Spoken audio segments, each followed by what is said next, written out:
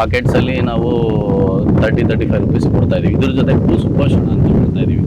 ಭೂ ಸುಪೋಷಣ ಅಂದರೆ ಸಾಮಾನ್ಯವಾಗಿ ನಮ್ಮಲ್ಲಿ ಇವಾಗ ಗೊಬ್ಬರ ಕಪ್ಪಾದ್ಮೇಲೆ ಇದಕ್ಕೆ ಹೊಂಗೆ ಹಿಂಡಿ, ಬೇವಿನ ಹಿಂಡಿ, ಕಲ್ಚರು, ಅದಾದಮೇಲೆ ಕೃಪಾಮೃತ ಜಲ, ಗೋನಂದ ಜಲ ಇಷ್ಟನ್ನು ಮಿಶ್ರಣ ಮಾಡಿಬಿಟ್ಟು ನಾವು ಅದನ್ನು ಭೂ ಸುಪೋಷಣ ಅಂತ ಮಾಡಿದ್ದೀವಿ. ಭೂಮಿಗೆ ಪೋಷಣೆ ಮಾಡೋವಂಥದ್ದು ಇದನ್ನು ನಾವು ಮಾಡಿದ್ದೀವಿ. ಸೇಮ್ ಅದು ಪ್ರೈಸನ್ನು ಇಟ್ಟಿದ್ದೀವಿ ಸರ್. ಭೂ ಸುಪೋಷಣ ತುಂಬ ಕೆಲಸ ಮಾಡುತ್ತೆ. ಯಾಕಂದರೆ ಹೊಂಗೆ ಹಿಂಡಿ, ಬೇವಿನ ಹಿಂಡಿ ಇರುತ್ತೆ, ಬುಡಗಳಿಗೆ ಯಾವುದೇ ಹಾನಿಯನ್ನು ಮಾಡದೆ ಅದನ್ನು ರಕ್ಷಣೆ ಮಾಡೋದಕ್ಕೆ.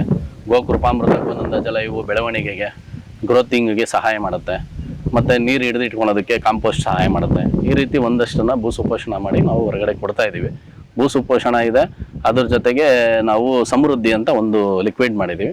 ಅದು ಕೂಡ ತುಂಬ ಚೆನ್ನಾಗಿ ಅಡಿಕೆ ಗಿಡ ಆಗಿರ್ಬೋದು, ಬೇರೆ ಏನಾದರೂ ತರಕಾರಿ ಗಿಡಗಳಿಗಾಗಿರ್ಬೋದು, ಗ್ರೋತಿಂಗಲ್ಲಿ ಸೂಪರ್ ಇದೆ ಸರ್. ಎಷ್ಟೋ ಜನ ರೈತರು ತೊಗೊಂಡೋಗಿ ಅವರೇ ಬಂದು ಇಲ್ಲ ಸರ್ ತುಂಬ ಚೆನ್ನಾಗಿ ಬರ್ತಾ ಇದೆ ಮತ್ತೆ ಕೊಡಿ ಅಂತ ತೊಗೊಂಡೋಗೋರು ಇದ್ದಾರೆ. ಬಾಳೆಗೆ ತೊಗೊಂಡೋಗ್ತಾರೆ ನಮ್ಮಲ್ಲಿ, ಹೂಗೆ ತೊಗೊಂಡೋಗ್ತಾರೆ ನಮ್ಮಲ್ಲಿ.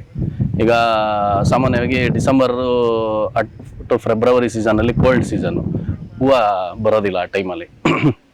ಅವಾಗ ಏನು ಮಾಡ್ತಾರೆ, ನಮ್ಮ ಹತ್ರ ಗಂಜಲ, ನಾವು ಎಲ್ಲ ಬಕೆಟ್ಗಳಲ್ಲಿ ಹಿಡಿತೀವಿ ಗಂಜಲ.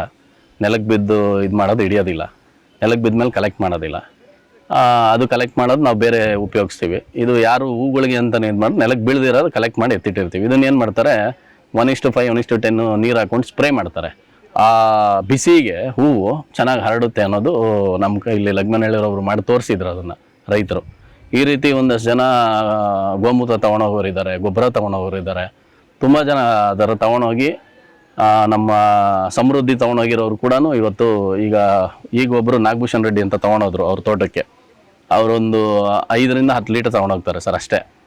1 ಲೀಟ್ರ್ ಬಂದು ನಾವು 300 ರೂಪಾಯಿಯಿಂದ 350 ಮಾರಾಟ ಮಾಡ್ತಾಯಿದ್ದೀವಿ. 5-10 ಲೀಟ್ರ್ ಅವರು 2 ಎಕರೆಗೆ ಆರಾಮಾಗಿ ಮೇಂಟೈನ್ ಮಾಡಿಬಿಡ್ತಾರೆ.